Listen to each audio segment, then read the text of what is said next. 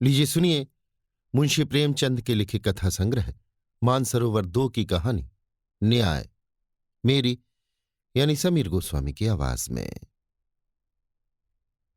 हजरत मोहम्मद को इल्हाम हुए थोड़े ही दिन हुए थे।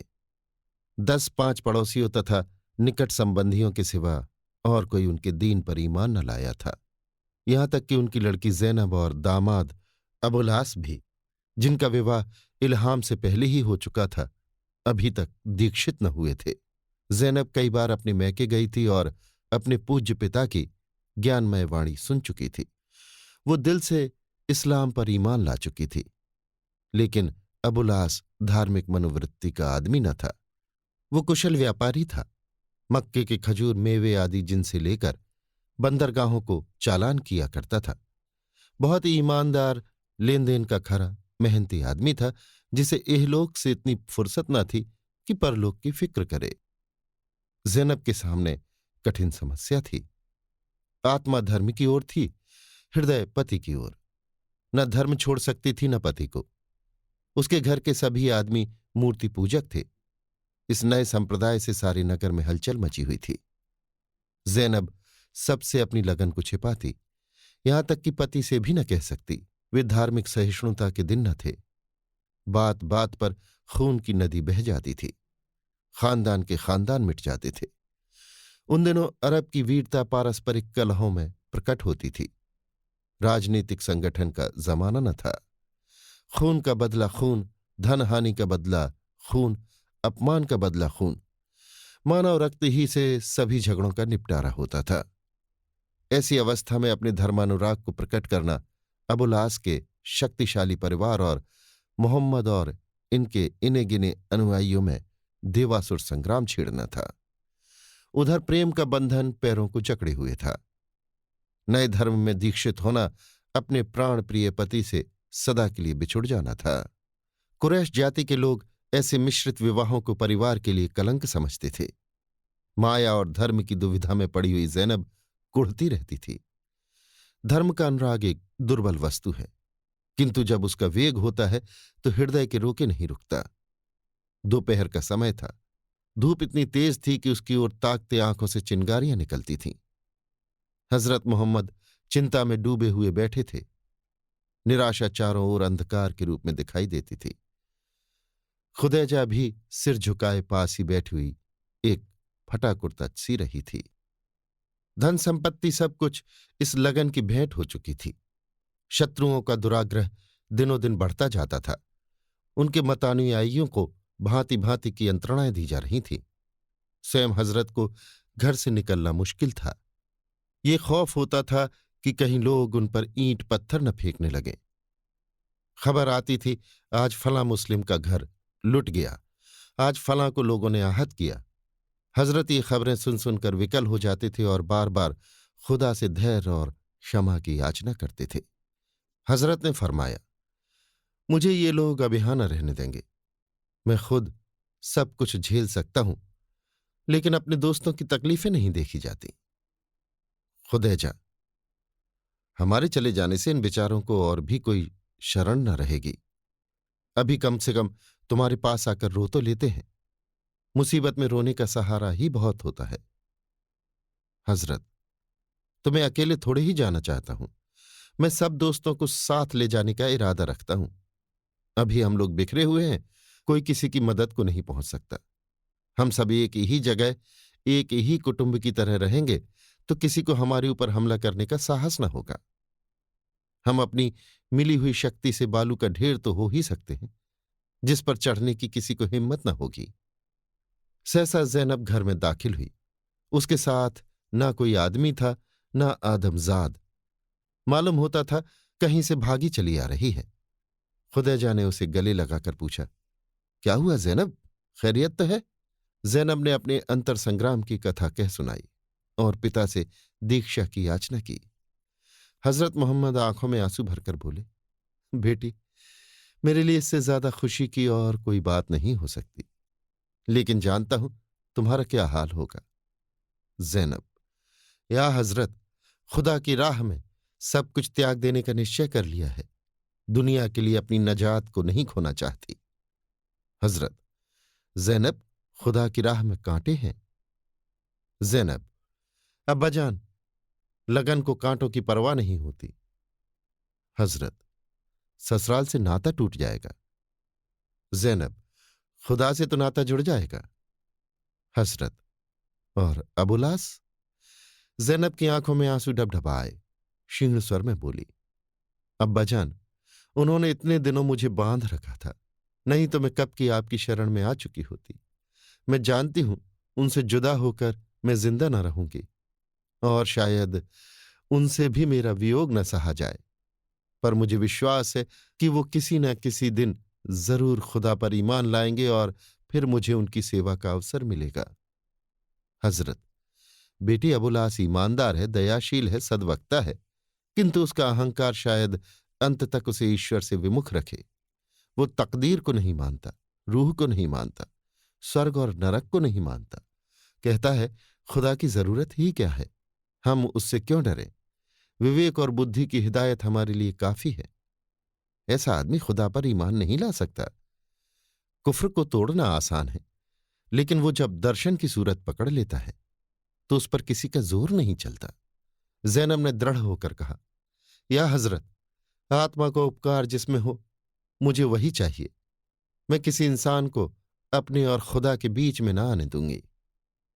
हजरत ने कहा, खुदा तुझ पर दया करे बेटी, तेरी बातों ने दिल खुश कर दिया। ये कहकर उन्होंने जैनब को गले लगा लिया। दूसरे दिन जैनब को यथाविधि आम मस्जिद में कलमा पढ़ाया गया। कुरैशियों ने जब ये खबर पाई तो जल उठे। गजब खुदा का! इस्लाम ने तो बड़े बड़े घरों पर भी हाथ साफ करना शुरू किया। अगर यही हाल रहा तो धीरे धीरे उसकी शक्ति इतनी बढ़ जाएगी कि हमारे लिए उसका सामना करना कठिन हो जाएगा। अबुलास के घर पर एक बड़ी मजलिस हुई। अबू सुफियान ने, जो इस्लाम के दुश्मनों में सबसे प्रतिष्ठित मनुष्य था, अबुलास से कहा, तुम्हें अपनी बीवी को तलाक देना पड़ेगा। अबुलास ने कहा, हरगिज नहीं। अबू सुफियान, तो क्या तुम भी मुसलमान हो जाओगे?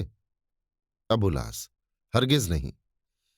अबू सुफियान, तो क्या उसे मोहम्मद ही के घर रहना पड़ेगा? अबुलास, हरगिज नहीं। आप लोग मुझे आज्ञा दीजिए कि उसे अपने घर लाऊं। अबू सुफियान, हरगिज नहीं। अबुलास, क्या यह नहीं हो सकता कि वो मेरे घर में रहकर अपने इच्छानुसार खुदा की बंदगी करे? अबू सुफियान, हरगिज नहीं। अबुलास, मेरी कौम मेरे साथ इतनी सहानुभूति भी ना करेगी? अबू सुफियान, हरगिज नहीं। अबुलास, तो फिर आप लोग मुझे समाज से पतित कर दीजिए। मुझे पतित होना मंजूर है। आप लोग और जो सजा चाहे दें वो सब मंजूर है, मगर मैं अपनी बीवी को नहीं छोड़ सकता। मैं किसी की धार्मिक स्वाधीनता का अपहरण नहीं करना चाहता, और वो भी अपनी बीवी की। अबू सुफियान, कुरैश में क्या और लड़कियां नहीं हैं? अबुलास, जैनब की सी कोई नहीं। अबू सुफियान, हम ऐसी लड़कियां बता सकते हैं जो चांद को लज्जित कर दें। अबुलास, मैं सौंदर्य का उपासक नहीं। अबू सुफियान, ऐसी लड़कियां दे सकता हूं जो गृह प्रबंध में निपुण हो, बातें ऐसी करें कि मुंह से फूल झड़े, खाना ऐसा पकाए कि बीमार को भी रुचि हो, सीने पिरोने में इतनी कुशल कि पुराने कपड़ों को नया कर दें। अबुलास, मैं इन गुणों में से किसी का भी उपासक नहीं। मैं प्रेम और केवल प्रेम का उपासक हूं, और मुझे विश्वास है कि जैनब का सा प्रेम मुझे सारी दुनिया में कहीं नहीं मिल सकता। अबू सुफियान, प्रेम होता तो तुम्हें छोड़कर ये बेवफाई करती? अबुलास, मैं नहीं चाहता कि मेरे लिए वो अपने आत्म स्वातंत्र का त्याग करे। अबू सुफियान, इसका आशय यह है कि तुम समाज में समाज के विरोधी बनकर रहना चाहते हो? आंखों की कसम, समाज तुम्हें अपने ऊपर यह अत्याचार न करने देगा। मैं कहे देता हूं, इसके लिए तुम रोगे। अबू सुफियान और उनकी टोली के लोग तो धमकियां देकर उधर गए। इधर अबुलास ने लकड़ी संभाली और हजरत मोहम्मद के घर जा पहुंचे। शाम हो गई थी। हजरत दरवाजे पर अपने मुरीदों के साथ मगरिब की नमाज पढ़ रहे थे।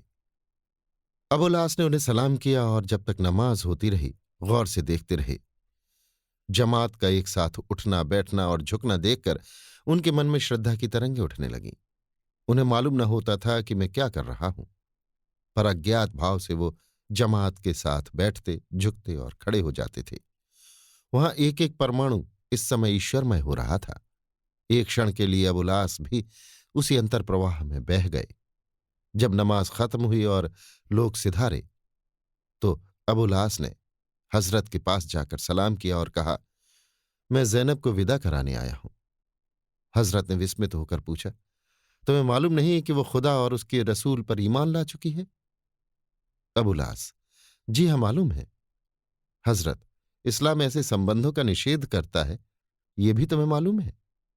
अबुलास, क्या इसका मतलब है कि जैनब ने मुझे तलाक दे दिया? हजरत, अगर यही मतलब हो तो? अबुलास, तो कुछ नहीं। जैनब को अपने खुदा और रसूल की बंदगी मुबारक हो। मैं एक बार उससे मिलकर घर चला जाऊंगा और फिर कभी आपको अपनी सूरत न दिखाऊंगा।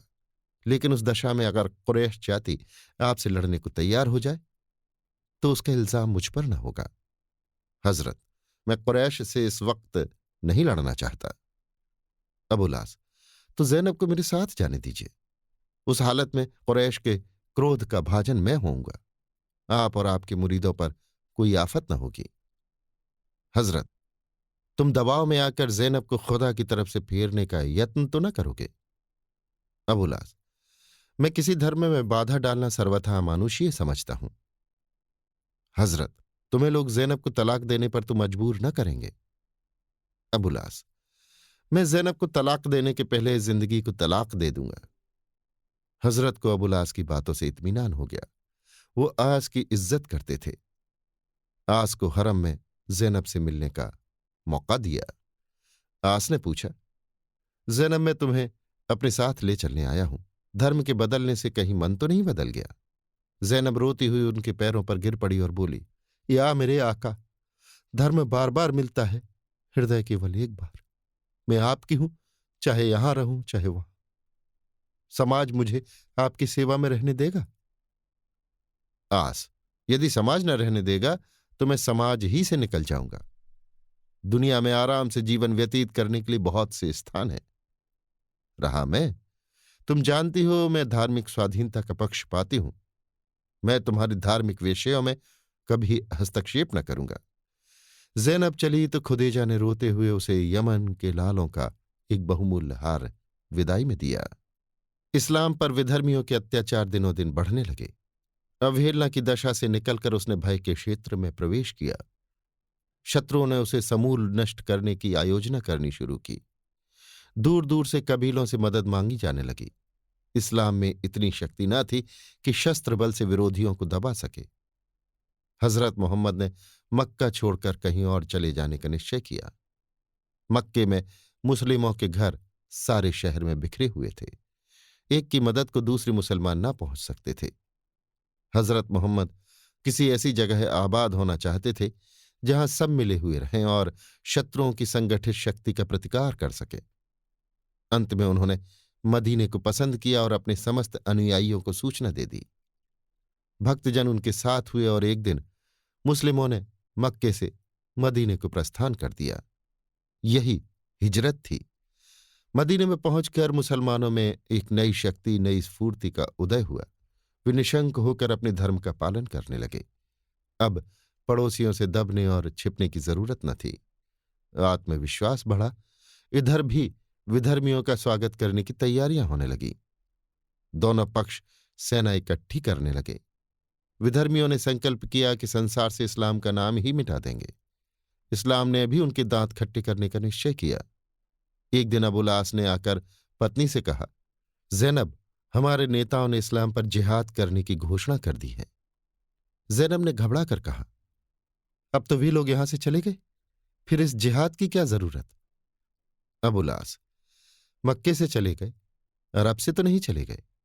उन लोगों की ज्यादतियां बढ़ती जा रही हैं। जिहाद के सिवा कोई उपाय नहीं है। जिहाद में मेरा शरीक होना जरूरी है। जैनब, अगर तुम्हारा दिल मजबूर करता है तो शौक से जाओ, मैं भी तुम्हारे साथ चलूंगी। आस, मेरे साथ? जैनब, हाँ, वहां आहत मुसलमानों की सेवा शुश्रूषा करूंगी। आस, शौक से चलो। घोर संग्राम हुआ। दोनों दल वालों ने खूब दिल के अरमान निकाले। भाई भाई से, बाप बेटे से लड़ा। सिद्ध हो गया मजहब का बंधन रक्त और वीर्य के बंधन से सुदृढ़ है। दोनों दल वाले वीर थे। अंतर यह था कि मुसलमानों में नया धर्मानुराग था। मृत्यु के पश्चात स्वर्ग की आशा थी। दिलों में वो अटल विश्वास था जो नवजात संप्रदायों का लक्षण है। विधर्मियों में बलिदान का ये भाव लुप्त था। कई दिन तक लड़ाई होती रही।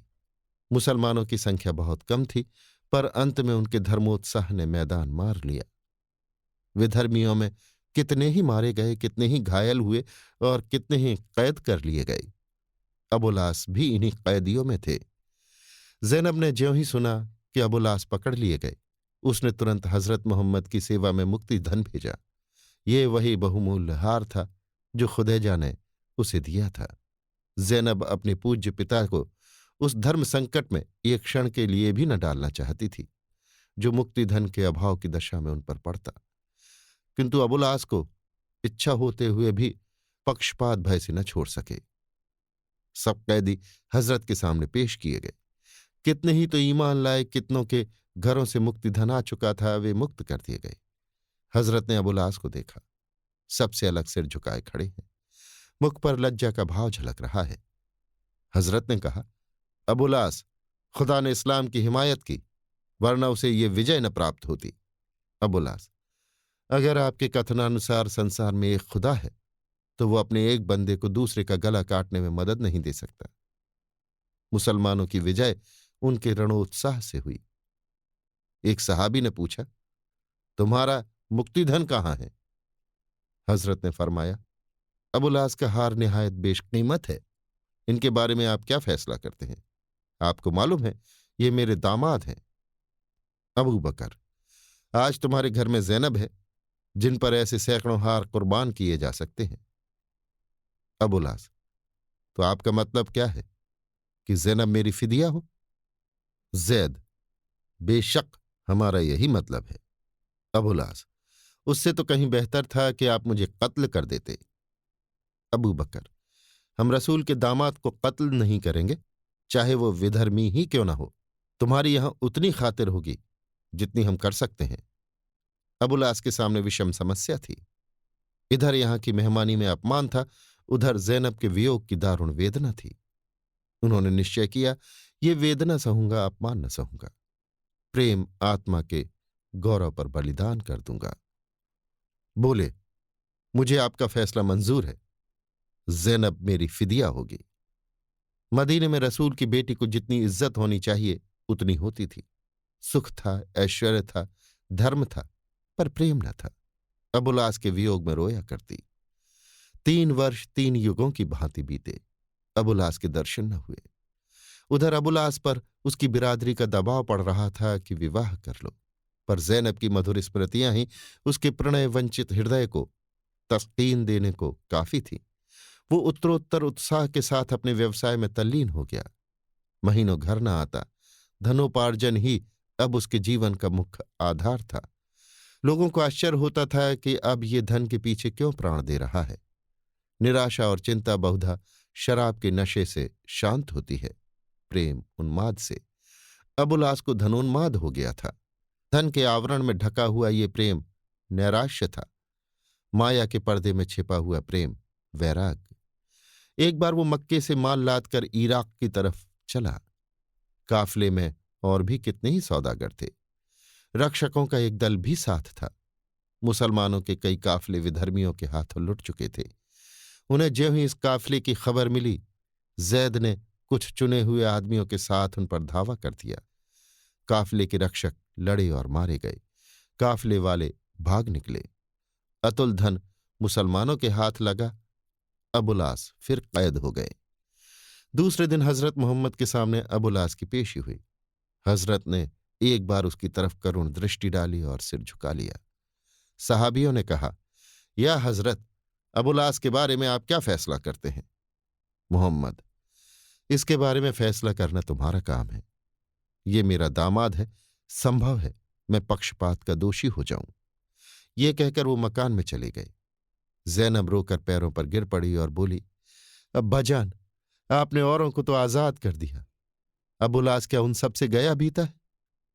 हजरत, नहीं जैनब, न्याय के पद पर बैठने वाले आदमी को पक्षपात और द्वेष से मुक्त होना चाहिए।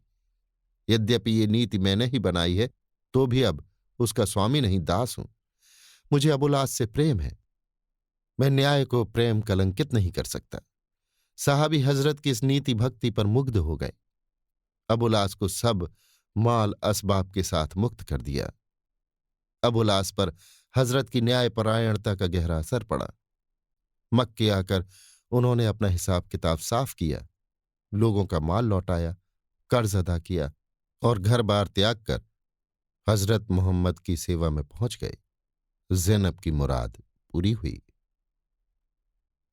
अभी आप सुन रहे थे मुंशी प्रेमचंद के लिखे कथा संग्रह मानसरोवर 2 की कहानी न्याय, मेरी यानी समीर गोस्वामी की आवाज में।